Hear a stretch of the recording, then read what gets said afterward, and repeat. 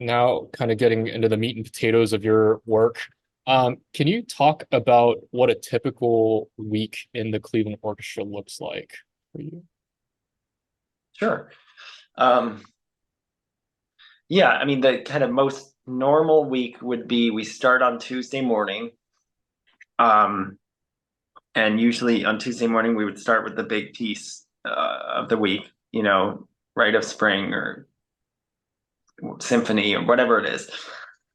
We will, that might be the only thing on that rehearsal, depending how long it is. We might not get through the whole thing. Um, so that's 2.5 hours on Tuesday morning, and then Wednesday we have a double. So Wednesday morning and then afternoon. Usually the afternoon is the concerto, uh, and then Thursday morning is the dress rehearsal, and Thursday evening is usually the first concert. And then we might have one on either Friday morning or Friday evening, Saturday evening, Sunday afternoon. Usually, every once in a while, like there will be four concerts in a weekend. A lot of times it's two or three. Just depends on the repertoire and the week, and how many Mm. tickets they're going to sell. So you know, but depending, some weeks is way crazier than that. We might have Mm.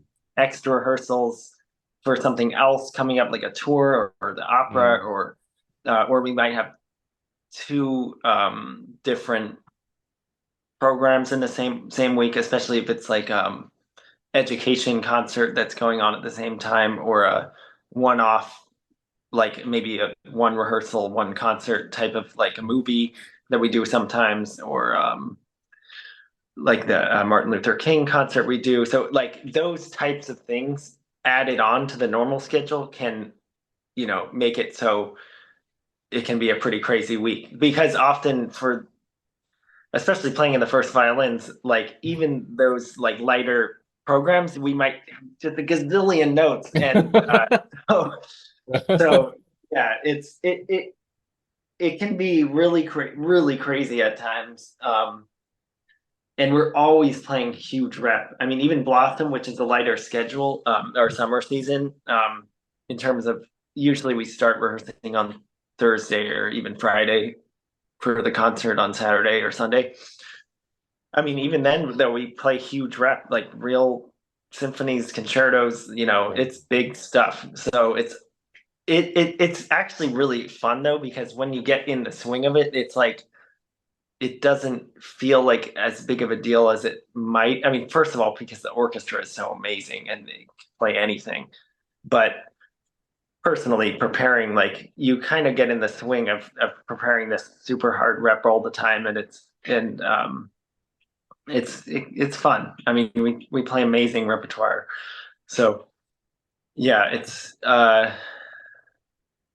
let's see what else. I mean, the touring can get especially crazy because sometimes we take three or four programs on a tour.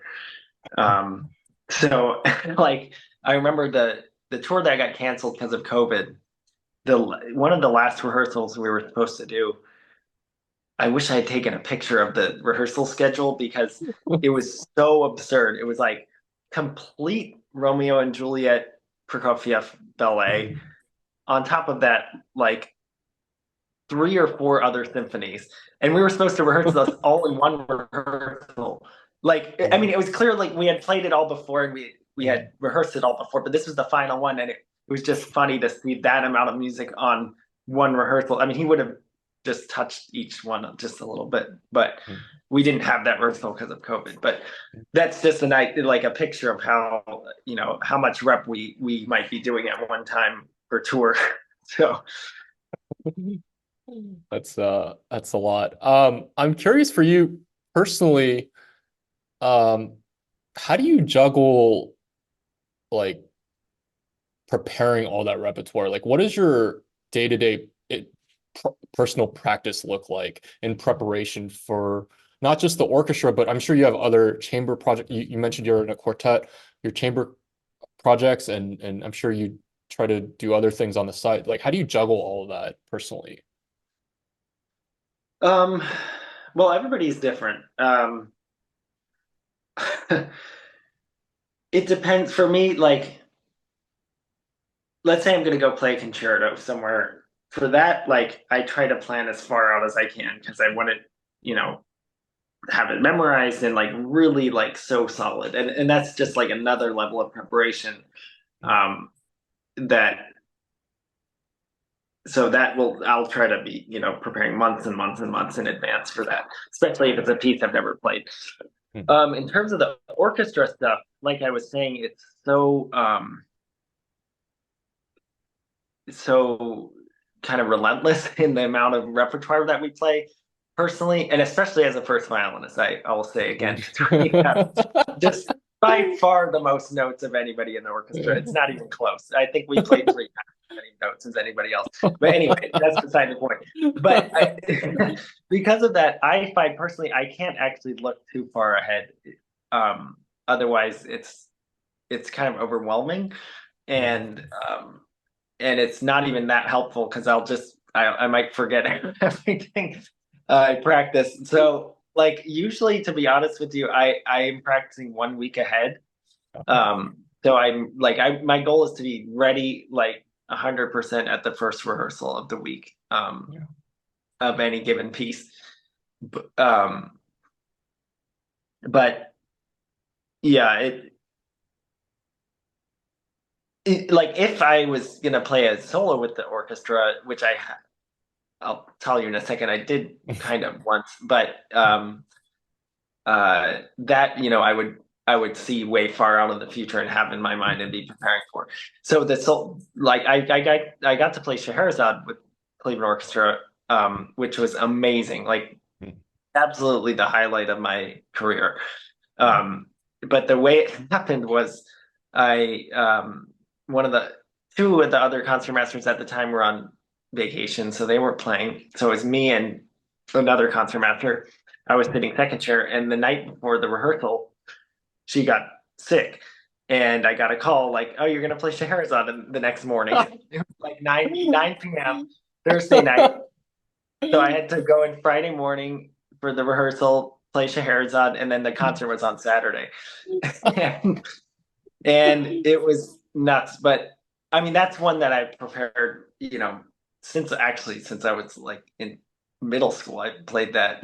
So, you know, I played it so much, so much. So I was ready and it was so much fun to do. But so in that case, I didn't have the time to, like, if I had known about it, I would have been practicing, you know, like crazy. But yeah, so I think for the most normal stuff that I do playing in the section, essentially unless it's something really crazy hard that I've never played, I might try to look at that a little bit earlier, but usually it's just 1 week in advance. That Scheherazade story, that's a nice segue into what I was going to ask you next, actually. So for those that might not know, what is an assistant concertmaster and what does that role look like on a given week? Yeah, good question. Yeah, so that Scheherazade story is kind of in a nutshell like what it means to be an assistant concertmaster. I think that's your job is you're ready to go play concertmaster if somebody gets sick. And so it's kind of like, you know, for if somebody is not a musician, you know, at my church or whatever, if I have to like try to explain what my job is, a lot of times I say it's kind of like being a, you know, a second or third or fourth string quarterback in the Oh, NFL. You know, except the difference is you're on the field. You're on the field the whole time, and you're just not the quarterback. You're like kind of not quite. So it's not a perfect analogy, yeah. but yeah. So so yeah, I think being ready to, you know, play the big solos, play step in and play concertmaster, and then just if you're setting, it's interesting. I think every seat up at the front is kind of unique, like especially like the first three and maybe four. So like obviously the concertmaster has the lead, and I find when I'm sitting second chair, in some ways it's really challenging because I try to not move physically too much Mhm. when I'm playing in second chair because first of all, this orchestra is so sensitive to that sort of thing, to leading. Mhm.